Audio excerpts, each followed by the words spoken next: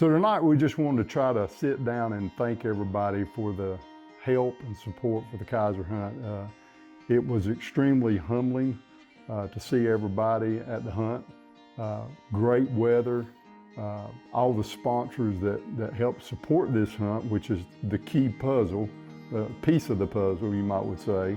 And you know, it takes a lot of people to make this hunt work, a lot of volunteers behind the scenes. And we like just sitting down and kind of collecting our thoughts and just, you know, talk about those people that really made a difference in this hunt. Absolutely, David. And the thing is, there's so many. It's hard to sit down and you're scared. You don't want to miss somebody. But from top to bottom, I mean, just everything was touched on one way or another, whether it was a volunteer donation of a cake all the way up to title sponsors. And you can't categorize them because they're all equally of value. So let's start here. What did we actually accomplish? How many hunters we have? We had 35 youth and life challenged hunters, and we had 7 visually impaired hunters. So right off the bat, you know, it was success. Chad always looks at this as like, listen, if we can get the hunt started, everybody is safe, and they come off and they're smiling and have a good time, the hunt is a success. Well, and you know, that's our mission. In any event we do, our mission is our hunters. That's what everybody's here for. That's what the event's about. And that's why people, I do think they want to sponsor and donate and do the things they do, because they see what our mission is, and that's our #1 goal. So very important to us. All our hunters go down there and hunt, have a safe hunt. No matter what their challenge is, we try to put them in the right position with the right guide, and that was 110% successful. So. And another goal of ours is make sure that the Kaiser family, they are happy how we represent the hunt and honor David's memory. That is key for them being on board with this hunt. Absolutely. It's a double whammy when you do a memorial hunt for anybody, and especially on this hunt. It was originated with David Kaiser. And we've added, you know, 4 other names to it. Unfortunately, that's the bittersweet part. But yeah, anytime you do a memorial hunt for somebody, I think the best way to honor, especially in this particular group, is a safe hunt and say, hey, we did what you loved about Hands of Sportsman, and feel like that if you would have been here with us, you would have been proud to be part of it that day. It's hard not to feel like he's looking down and smiling. Oh gosh. I mean, it's just. I told the Kaisers over, you know, at the I think it was one of the meetings or the day of. I feel like I never met David. I think we all feel like we were friends with David at this point. This is 4th year. I feel like David was all of our friend of all of us. Right. You know, and that's a good thing about Sportsman and the outdoors. We all share the same love, and you can put hunters and sportsmen together in the woods, and in a matter of 30 minutes, you'll bond and have that one common thing together. So even though I've never met David and some of these others, we have that in common, and it's kind of grew over the years from hearing the stories. We have memories of them, and we never met them. Yeah. So that's pretty cool in itself. So I guess real quick, and like you said, there's just absolutely no way to touch on everybody. The guys that helped with parking, phenomenal job. I mean, they were really tested the first year, obviously, but Mike Snodgrass and his guys, man, they just like, we got it. Don't worry about it. I'll take care of it. And that, Mike, you don't know how much that takes. You look at it like, I'm just parking some cars. To have that off our chest, not having to worry about it, is huge. He does handle it super cool, don't he? Yeah. Mike's just, I got this, we'll roll with it, we'll make it happen, whatever it is.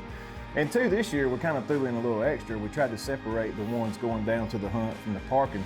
Kind of had 2 different transportation deals going on there. So then that went really great. You know, and we had more people this year. What about food? Food was amazing. David and him, man, they just knock it out of the park, and we just appreciate those guys so much. I like to call them crock pot. You kind of set it and forget it. All I heard was that, and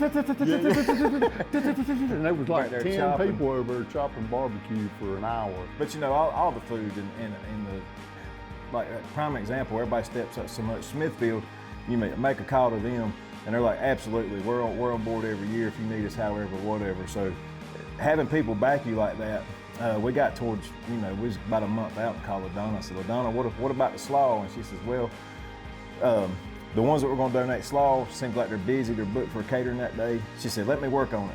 5 minutes later, she called me, hey, we got 70 pounds of slaw. 5 minutes time, so. Well, that's really where this hunt's went. I mean, Yes. if you look at it from the first year to the fourth year, there's a huge difference in the support from the community and people that have seen it over the years and say, hey, I want to be a part of that. Absolutely. And anytime there's food, there's fellowship. And that's one of the things that I really love about the event.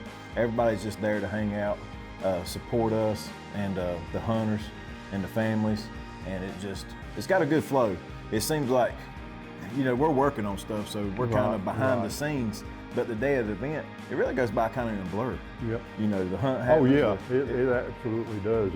And of course, Ricky is so kind to allow us to do it on his preserve. Absolutely. He sets that day aside for us. And Ricky, we appreciate it. I know that could be probably is taking money out of your pocket. All the ones at the preserve that day. Yeah. They all jump in and volunteer their time. Yep. Dogs, guides, you name it, they're there helping. Jessica, she jumps in and runs the visually impaired part. That girl, is she part like Mountain Man? I don't know. She's a tough bird. She will handle a bird in a minute. Yes, she will.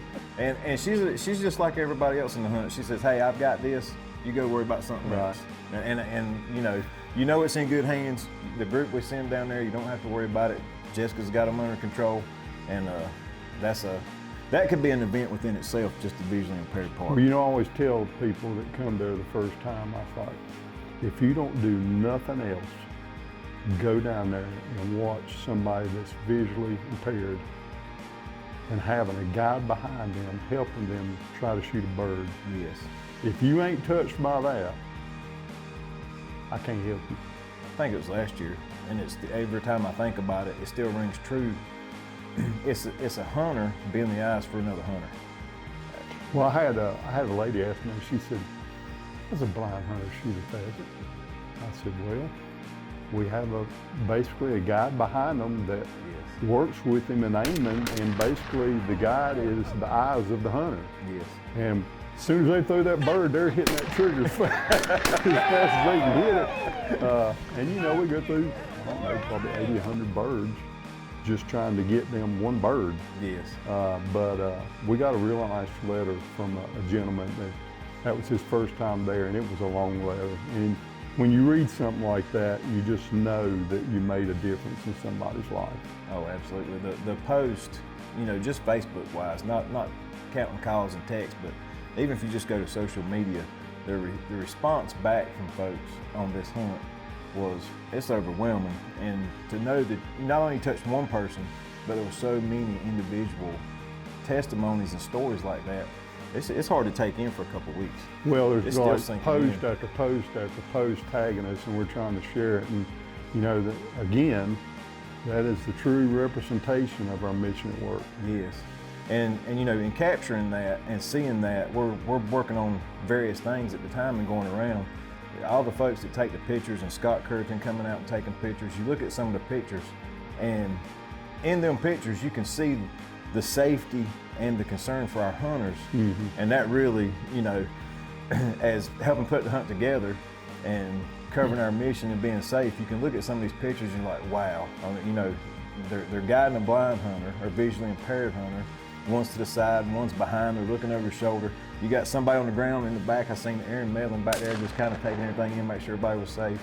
And then, I had one video, I think it was Bobby Williams, and this is just one example. Bobby was with his hunter Jackson Green, and you see the bird coming, Bobby's right beside him, actually reaches up, helps him kind of guide his gun a little bit, and then Jackson does all the work. The shot's over. Bobby takes the gun from him and lets Jackson celebrate. I mean, you know, they're there on the spot, and it's just, when I seen that, I was like, that's what it's about right there. The guides are 100% spot on and make the day what it is. They're right there, but I mean, that whole group down there is all about safety. I mean, if you ever go down there, they're right there beside them. Nobody, you know, we try not to shoot behind the person or, you know, the side. Everything's got to be coming towards them. But it's, you know, they, knock on wood, yes, in 4 years we've not had any incidents. So, amen to that. Outside of Ricky picking some shot out of his side or arm or wherever he picks them out. He's in a peculiar spot up there. He's right in the center of a bunch of shooting, and he goes into that ground zero. Ground zero. I got this. Yeah, but, and Tracy got to join him, and so up in the tower you had Ricky, Tracy, Cameron. And then one of the fellas from Virginia wanted to go up there, and Ricky said, come on, let's do it. We actually had a group from Virginia come down. They're doing a turkey hunt for us this year and a deer hunt, and they just wanted to come down and meet us and look at how we run things and take that information. But I think they left a lot more than just information. Oh man, them guys were great. I think they were excited when they jumped in. They acted like they were blessed, and I believe they were. If they're any type of people that I know they are, they were blessed to just come down and witness what we put on, and I'm excited about going up in April and helping them run their turkey hunt. Well, the cool thing is, and we've talked about this several times as well, but you can hear what we do and you can hear what goes on. And these guys were excited when they showed up already, but when you put your eyes on it and see it, it takes it to a next level. Yeah. And I think when them guys left, they had seen everything that had transpired and took place, and I think they left even more motivated and pumped up than when they showed up. Yeah. So, yeah. But yeah, and there's, like I say, several incidences throughout the whole event that could really just touch you in one way or another.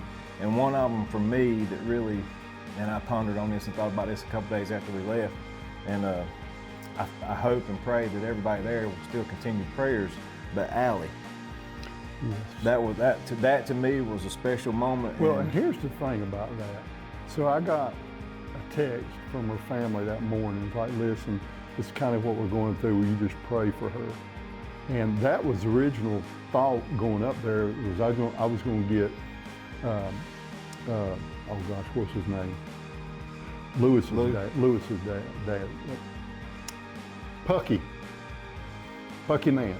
Pucky Nance. So, and he's like, no, she's right here. I was like, oh my God, okay. So we got Allie up, and you know, she's just going through a difficult time with cancer, and we all prayed for her, and you know, I don't know, people just, it seems like the good Lord just puts people in your path that need to be there at the time.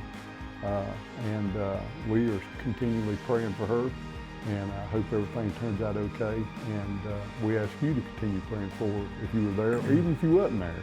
Yes. And too, David, you know, what got me about that and gives me goosebumps thinking about it now. When you're in the moment and you're out somewhere, this really stuck with me after that, because I had never met her. Right. And I walked by, Lickety Lou's was over there, had the tent set up and everything, and I walked by and spoke to everybody, and in the heat of the moment, super busy, going from point A to point B, doing something. Spoke to everybody, everybody's super nice.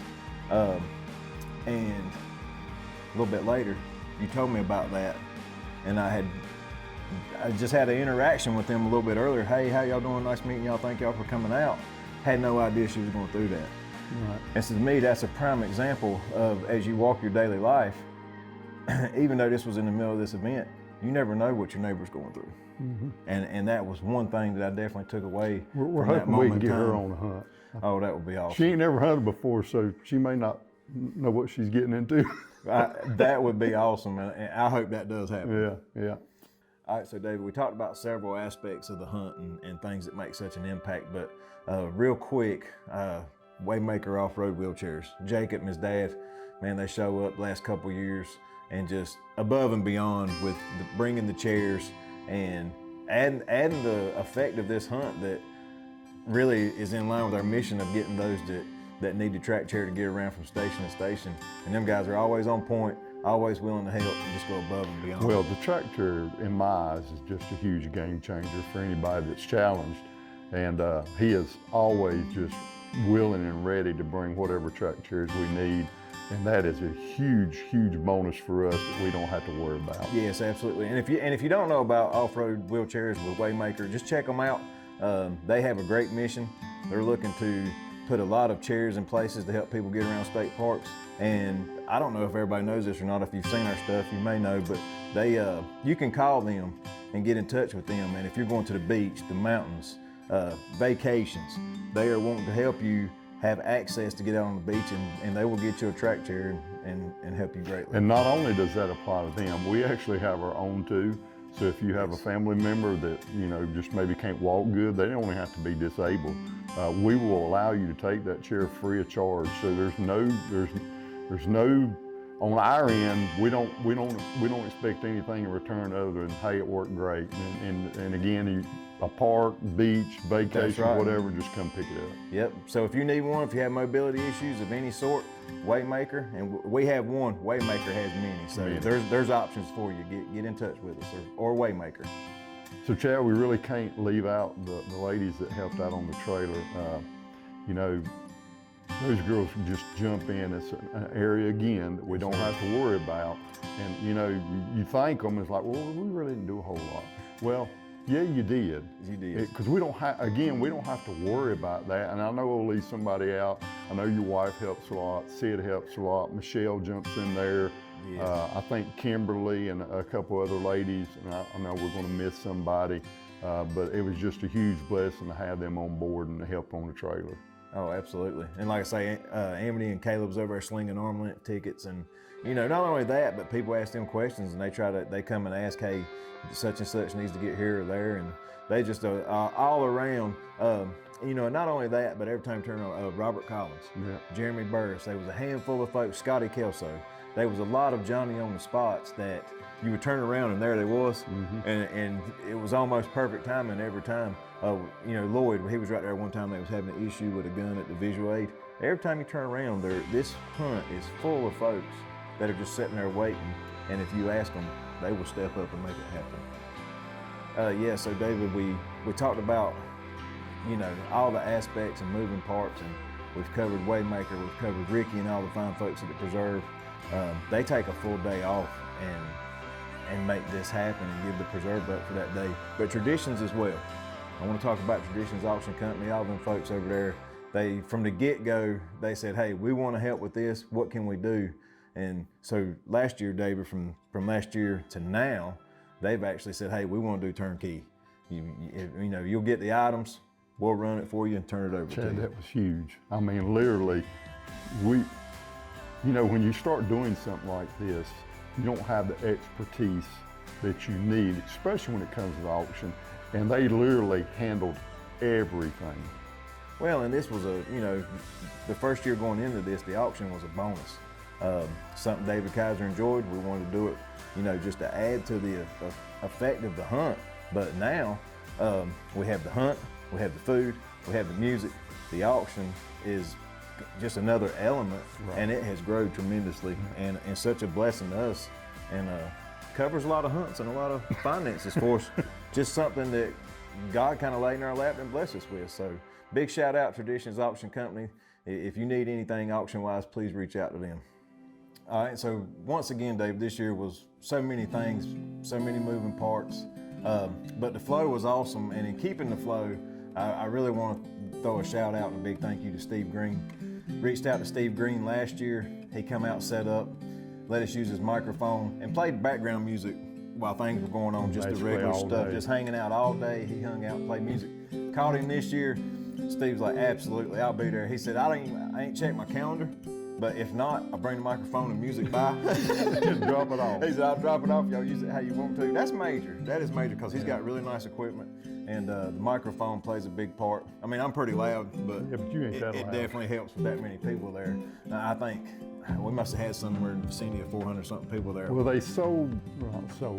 they fixed 500 plates of barbecue. Yes. So we ain't real sure exactly how many people was there. That's right. But for Steve to come out and do that, and so I called him the day before, and I was like, Steve, I never got confirmation if you were coming or if you were just dropping stuff off. He said, oh, I'm gonna be there. He said, I'm in, I'm there.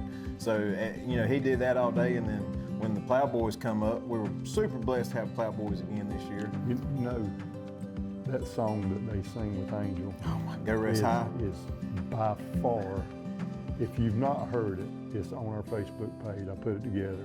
Because my goal this year, I missed it last year, I was like, I will not miss it this year, but like you said, when they sing that song, if that don't do something to you, you need to have a gut check. Yes, absolutely. That's kind of become like if there was a song for this event that would, that just, everybody at that moment in time is right there. Well, there's people there that we miss. That's right. And that's why we go out and do this, is to honor them. Absolutely. Because they were such huge outdoors and sportsmen, and what was the one lady? Angela Mooney. Angela Mooney. Angela Mooney was actually one of our hunters. And you know, and as you listen to the song and you're thinking about these people and the memories, I'm gonna cry every time. Yeah. I think we could do this song for the next 10, 15 years. This event, I'm a baby every time. Yeah. You know, but when it was first brought up at a meeting, the Plowboys were coming back. That's the first thing everybody said. You know, hey, we request this song, and they made it happen. Which they are. If you sat down and listened to the Plowboys, you're gonna get a word out of their music. Oh yeah. Every one of their songs has something that if you sat there and take it in, it'll get you right in the heart, man. There's a message. So Chad, you had one story you wanted to tell before we cut this video. So I'm gonna turn it over to you. You said you had something on your heart, and I just go on and let her rip, buddy. Well, all right. well, you know, we were talking about all the moving parts to this hunt, and what I took away from the hunt, you know, the days after it was over with and starting to take things in and all. And as the hunt went on, kind of took me back to something that happened during hunting season. And old Wobblehead, she's always on me about my keys. I'm the worst with keys. I will take a key and set it down. No. Yes. Not you. Hey, I can put it where it was probably a good idea for me to put it and can't find it the next day. I got a little bowl in there on my counter. That's where my keys go. Well, so she has places for my keys, but sometimes I come up with my own ideas and they don't work out really good. So that being said, back during hunting season, this was like a Thursday night and I was off on Friday, chomping at the bit to go hunting. You know how it is when you worked and you're ready to go. So I go out and load the truck up, load the four-wheeler on the trailer, and everything's out there ready to go. Get up 4 o'clock next morning. What can I do? Can't find my keys. So at 4 o'clock in the morning, I promise you, I'm not gonna wake Wobblehead up and ask her where my keys are. So I'm stressing out, I'm fumbling through everything. And this went on for like 30 minutes. You know how it is when you want to leave. You want to be in your deer stand on time. You know, it's just how we are. I'm thinking, you know, it's a shame I've got that truck out there with a trailer four-wheeler loaded on it. Everything's sitting there ready to go. I can't do a thing about it without that little key. So I'm getting mad at myself, thinking about this. I'm like, long story short, finally found my key. I'm on my way to the woods, and I'm like, that just kept playing over to me. It's a shame to have all that sitting there, all that ability to take it and use it, but without that key, I can't. So as this hunt went on, and I kept seeing all these moving parts and people just stepping up and doing this, and there was things that I know that was kind of tough for people to do. The families coming out for the memorial, Josh Cheney getting up there speaking about his brother, David, and no matter what people had done, this hunt is full of people that just step up and make it happen. And it just kept taking me back to this day about my key. Because you can have all the talent and ability in the world, but if you don't use it and put it forward, it's like you've lost your key. So that being said, all I kept seeing was people that took their ability, they were key to making memories and making this hunt as successful as it was. So, like I say, real emotional a couple days after the hunt, taking it all in, letting it soak in. But that right there was the biggest thing for me. So many people took their ability, they were key and put it into motion. So I just, don't lose your key, people. Take your ability. Everybody has a way to do something, whether it's financially, physically. We all have the ability to help our neighbor, love our neighbor, and do something to boost their confidence, to help them do something they might not ever be able to do or thought they couldn't do. And that was in full display on this hunt. Well, you know, I've always said that everybody has something to bring to the table. I mean, we got one lady just brings pound cake, and they're awesome, by the way.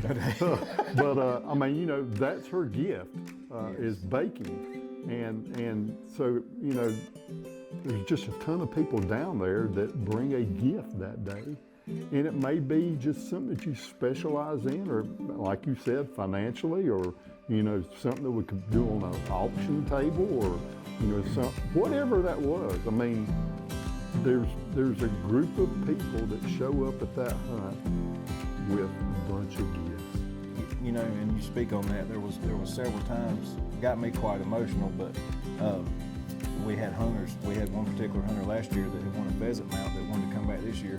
They wanted to volunteer. The kid wanted to volunteer and help others. And you know, you talk about everybody has a gift. Bobby Burr, did you see that puzzle? Absolutely beautiful. One of our hunters, Bobby Burr, made a beautiful puzzle donated to the auction. But he took his gift, he didn't sit idle on it, he put it in motion and used it for the good. So in closing, we certainly appreciate everybody that supports this hunt, especially the sponsors. You know, you look at this, it takes a lot of money to try to put something on like this, and without those sponsors stepping up the plate and helping us, even if it was a $100 spot on the t-shirt, whatever it is, all that, you combine it, it makes this hunt successful. And on top of that, you know, you think you're really supporting the Kaiser hunt, which you are, but this hunt basically funds a third of our budget for our hunts. So not only are you supporting the Kaiser hunt, but you're supporting the remaining hunts in the year. So we just appreciate you. Chad, I know you're going to tell them that you love them. I love them. And I love you too. We really do appreciate everybody.